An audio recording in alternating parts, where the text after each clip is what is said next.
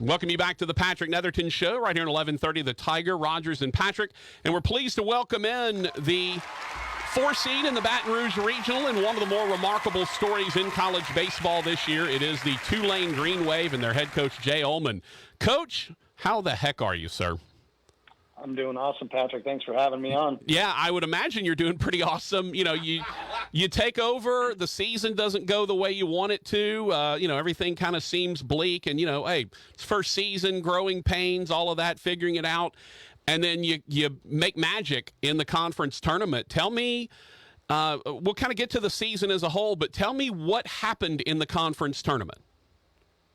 Well, we went through a full conference slate where, take away the Houston series, we had an opportunity to win every series on a Sunday this year, and didn't get that done except for the first series against Memphis. And so, I think we saw everything that the league had to offer, and I truly believe that, what I saw and what we saw is no team had 3 legitimate starters, and nobody had a dominant closer. And so when you have parity in pitching staffs, it doesn't take a lot. You just got to outslug some people, get some timely pitching and timely hitting, and you got a chance. And, the fact that the conference tournament meant the automatic bid if you could win it, certainly was a motivating factor. But our kids, had shown resilience all year, even though the results didn't quite show that. If you just look at a record or look at a box score without being in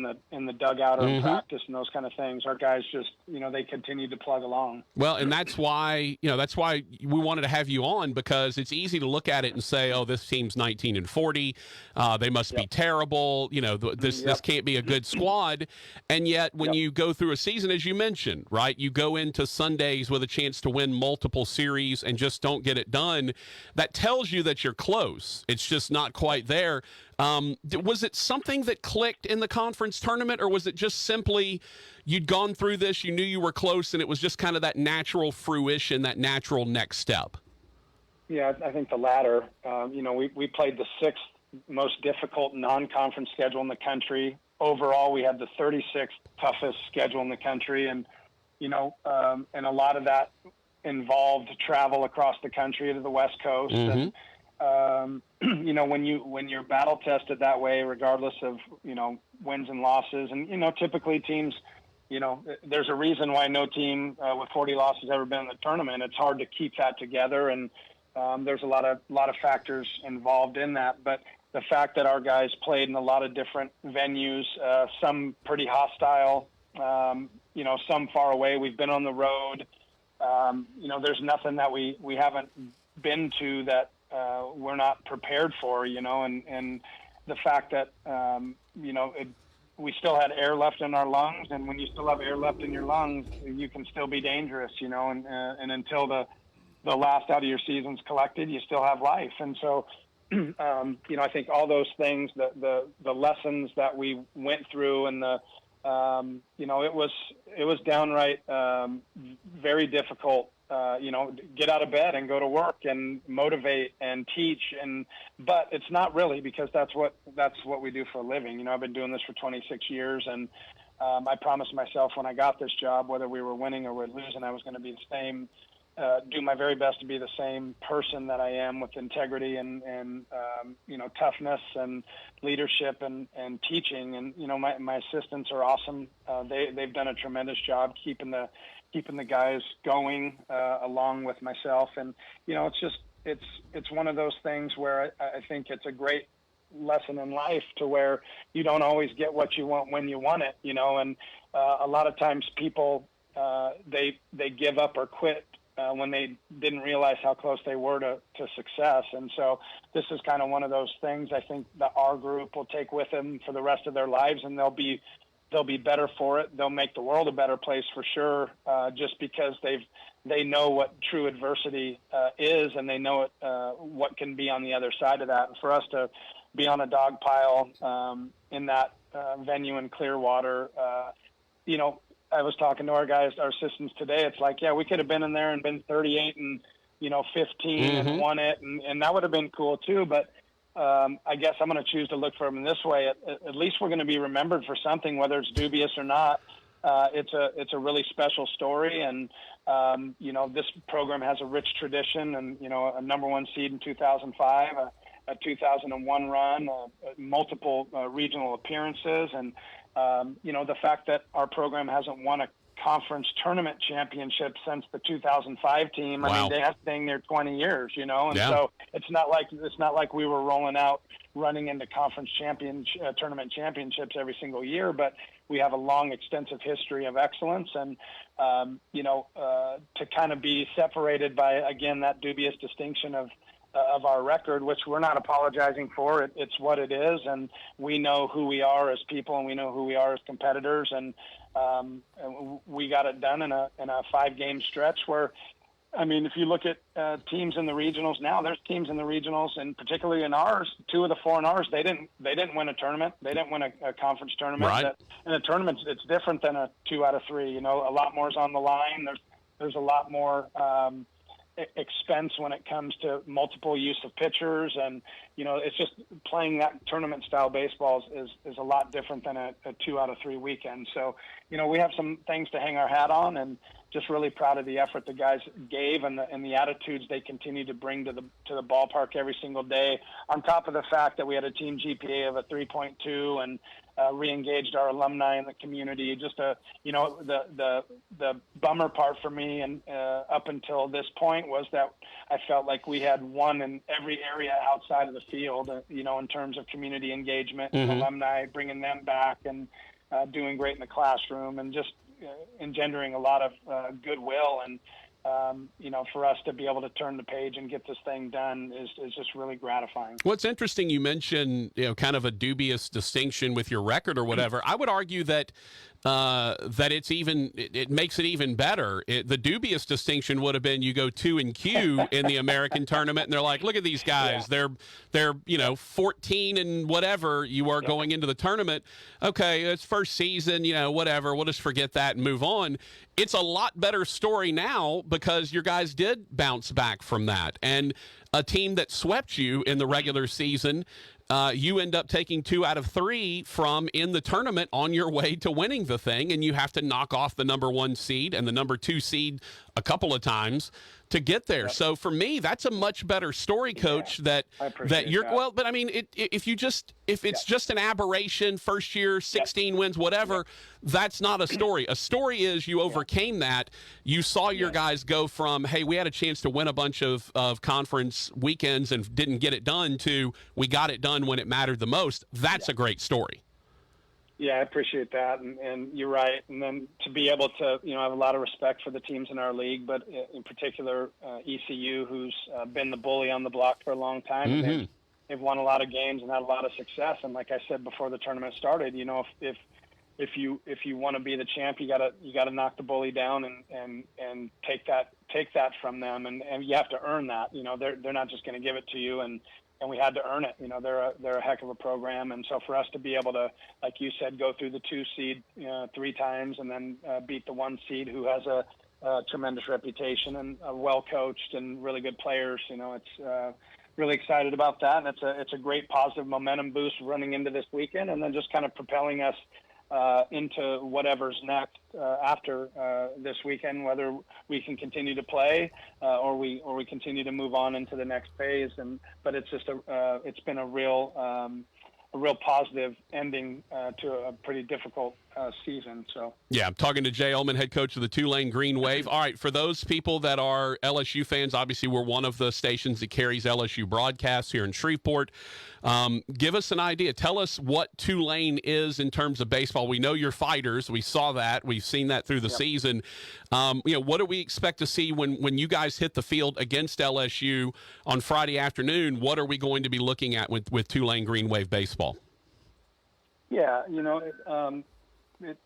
like I always stress to these guys, it's, championship baseball consists of strike throwing and playing defense, and timely hitting and 2-out hitting. So I'd like to think that we can carry over some of that quality of what we did, and as the back stretch of the season was upon us, and we can continue that thing right into here. And we're gonna have our hands full. They were the number one team for a long time, and they've got a lot of great pieces. They're well coached. I'm very familiar with Coach Johnson from my West Coast days, Mm-hmm. and so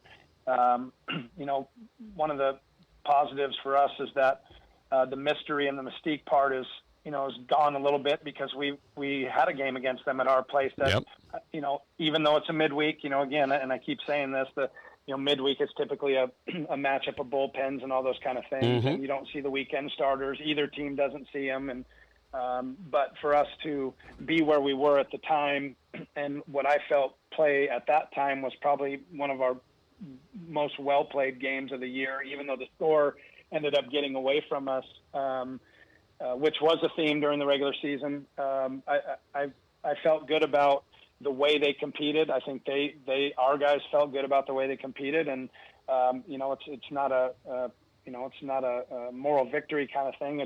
It's the mystery part of that is out of it. We've been on the same field, we've competed against them, so we know what that looks like. So, but I don't know what we're going to do in terms of who's going to start on the mound. We've got two guys we really believe in heavily, but Ricky Castro pitched 3 times in the week. Dylan Carmouche pitched twice. Mm-hmm. Both had high pitch counts, so they're in the process of getting their bodies and their arms right. So I'm not sure which way it'll land, heads or tails, but we'll see how that goes. But we'll have a balanced lineup of left and right, and some old guys and some young guys, and the tournament most outstanding player, T.O. Banks, was electric over the course of the week, and mostly from conference on. I think he ended up with 18 homers. He did. The guy that hits behind him is Brady Marquette. He's got a chance to be really special, and I think he's got a lot of attributes that big leaguers have. So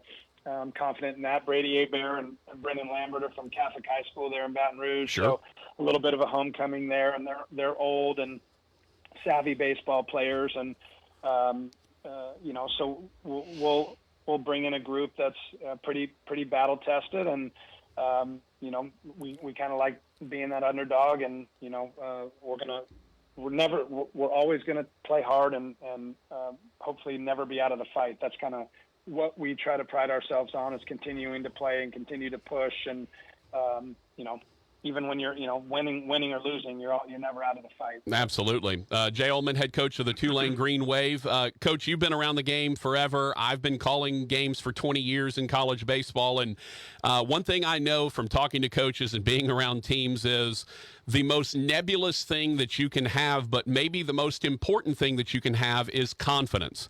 It is so hard to make it happen. It just kind of has to happen. It's hard to bottle. It's hard to hold on to at times. But your guys have to be playing with a world of confidence right now. I've got to imagine, not only between that and hey, no one expected us to be here, let's just go do it. Who cares? There's no pressure on you guys. That's got to feel it I mean, look, you don't want to see LSU on the other side of the dugout, certainly the way they are this year, but that's got to feel pretty good to have a confident group that has nothing to lose.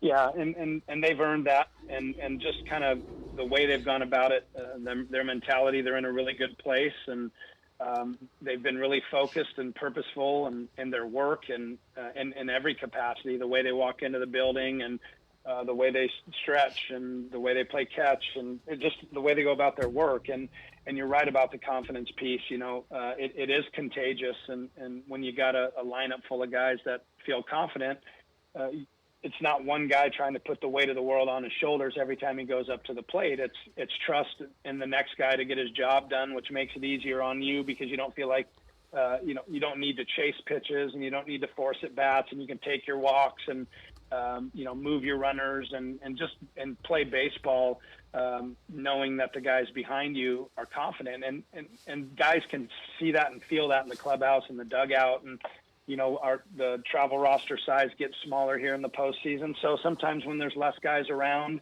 there's less cooks in the kitchen, and kind of a more concerted effort in terms of focus and will and want to. And so, yeah, we feel good about it, but we know, obviously familiar with LSU and very familiar with Oregon State. And I know that Sam Houston is a gritty, tough, competitive bunch. And, and they have a track record of real success. Yeah. So this is one heck of a regional that we're all in. And it's going to be a lot of tough teams going at each other. So I'm looking forward to getting the opportunity to watch our guys compete in that environment and seeing some really good baseball. And maybe the best part, Coach, if I had to guess, and I don't think it's been announced anywhere, but if I had to guess, I don't think you're seeing Skenes in game one.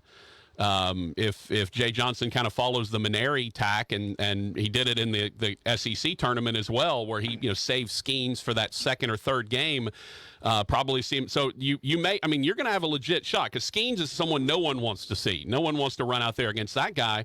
But the rest of that LSU staff has been very hittable. I got to imagine that at least gives a little confidence as well. Well, and I'm not going to shortchange Hurd or Floyd either. I mean, those guys aren't slouches. No, of course not.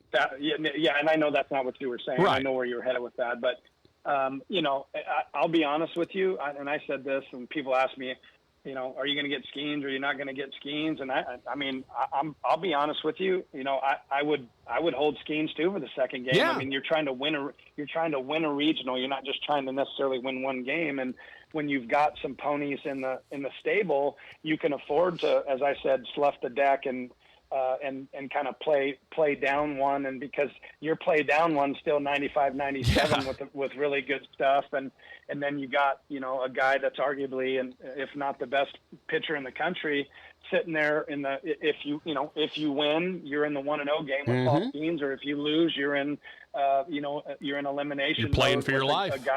The guy that's hard to beat. Yeah. So you're still trying to live for another day. So I don't know. When I was at LA Harbor Community College, my second year as a head coach, I think I was 25 years old. We had 3 arms that were really good. One went to Texas, one went to Florida, and another one signed. So we had 3 really good pitchers. I threw our third guy in the first game against Cypress College, which is one of the best junior college programs in California. We happened to win, and then we ended up rolling the next 2. But it was just the mentality of, hey, man, we're trying to win this whole thing, not just win one game. So I don't take any offense, and I know you didn't say that. I take no offense to not seeing Paul Skenes. Sure. And, that's a risk that you take, and I think we'll look forward to whoever's on the mound to try to get us out, and we're going to try to, have really good at-bats and take advantage of the things we need to take advantage of, and, come what may, Yeah, and the good news is it's a pretty easy road trip for you. You don't have to go that far. I will say I-10's a nightmare, trying to get between New Orleans and Baton Rouge, so it'll feel like a longer road trip, but it's not. It's not bad. What's your schedule, by the way? When are y'all heading up? We'll head up tomorrow about noon and get on the bus and go up there, and we'll have a practice. I think we're the last practice time, so we'll do that, and then we'll go to the hotel, check in, and finish up preparations and get to bed and get up ready to go the next day. Well, look, it is a remarkable story, Coach, and obviously, and I also, part of the reason I wanted to have you on is because it's easy for folks to see the record and say, oh, they're just bad and somehow caught lightning in a bottle. But no, you were close and caught lightning in a bottle, which is a lot different story. Best of luck to you guys down there in the regional in Baton Rouge. We'll be pulling for you. It's a great story, a heck of a lot of fun, and hopefully you guys can go out there and win a couple games. Thanks, Patrick. Appreciate you having us on. All right. Jay Uhlman, head coach of the Tulane Green Wave.